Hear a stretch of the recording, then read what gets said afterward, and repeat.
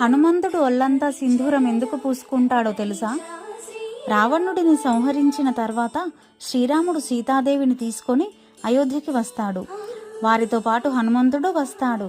ఒకరోజు సీతమ్మ నుదుటిపై సింధూరం దిద్దుకుంటూ ఉండగా హనుమంతుడు ఆశ్చర్యపోయి ఇలా అడిగాడంట, ఏమిటి అది అని.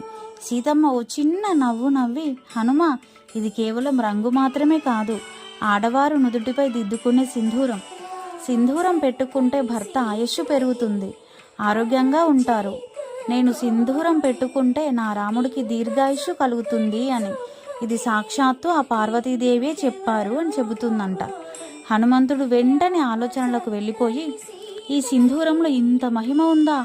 సీతమ్మ నుదుటిపై చిన్నగా బొట్టు పెట్టుకుంటేనే నా రాముడికి ఇంత మేలు జరిగితే, నేను ఒళ్ళంతా పూసుకుంటే నా రాముడికి ఇంకెంత మేలు జరుగుతుందో అని వెంటనే ఒళ్ళంతా పూసుకుంటాడంట. సీత జడను తాళి కట్టే వేళలో రామ